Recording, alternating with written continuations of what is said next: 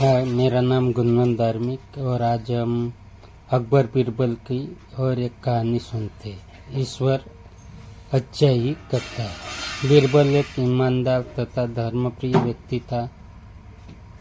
वह प्रतिदिन ईश्वर की आराधना बिना नागा किए करता था। इससे उसे नैतिक व मानसिक बल प्राप्त होता था।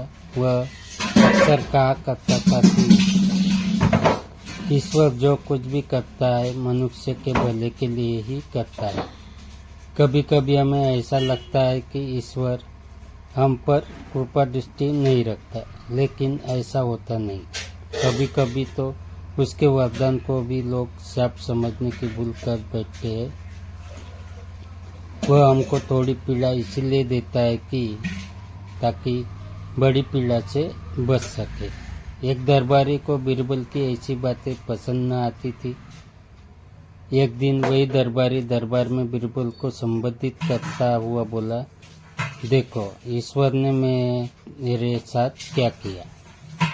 कल शाम को जब मैं जानवरों के लिए चारा काट रहा था तो अचानक मेरी छोटी उंगली कट गई।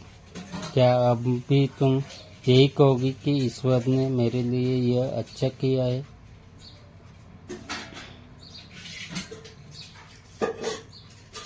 कुछ देर चुप रहने के बाद बोला बीरबल, मेरा अभी यही विश्वास है, क्योंकि ईश्वर जो कुछ भी करता है मनुष्य के भले के लिए ही करता है।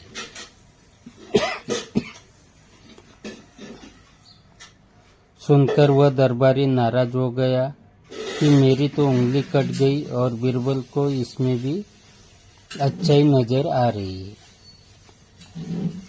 मेरी पीड़ा तो जैसे कुछ भी नहीं। कुछ अन्य दरबारियों ने भी उसके सुर में सुर मिलाया।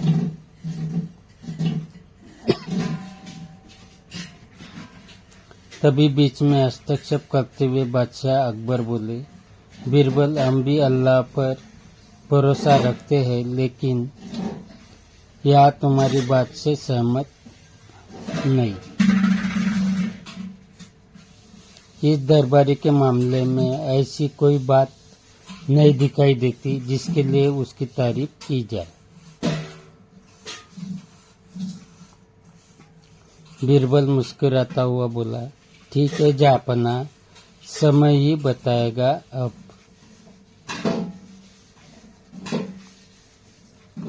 3 महीने बीत चुके थे। वह दरबारी जिसकी उंगली कट गई थी घने जंगल में शिकार खेलने निकला हुआ था। एक हिरन का पीछा करते वह भटककर आदिवासियों के हाथों में जा पड़ा। वे आदिवासी अपने देवता को प्रसन्न करने के लिए मानव बलि में विश्वास रखते थे। अतः वे उस दरबारी को पकड़कर मंदिर में ले गए बलि चढ़ाने के लिए। लेकिन जब पुजारी ने उसके शरीर का निरीक्षण किया तो हाथ की एक उंगली कम पाई।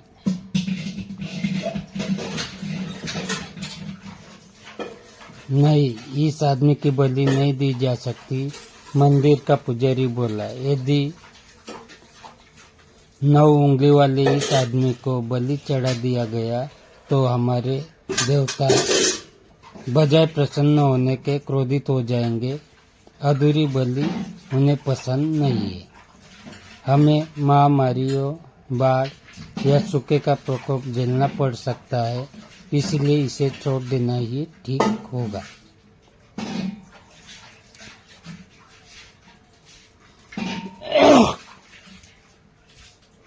और इस दरबारी को मुक्त कर दिया गया।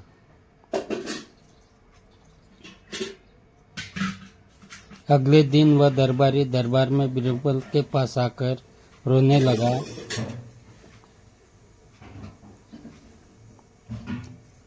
तभी बादशाह भी दरबार में आ पहुंचे और उस दरबारी को बीरबल के सामने रोता देखकर हैरान रह गए।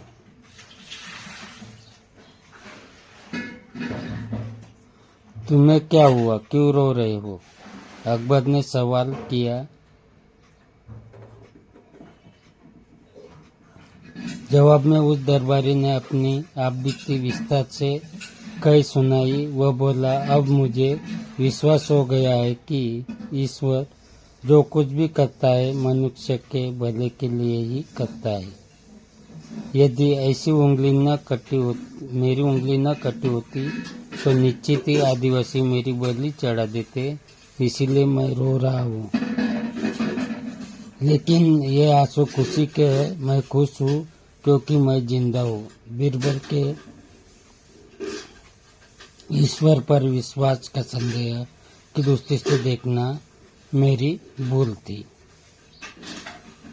अकबर ने मन मन मुस्कुराते हुए दरबारियों की ओर देखा जो सिर झुकाए चुपचाप खड़े थे।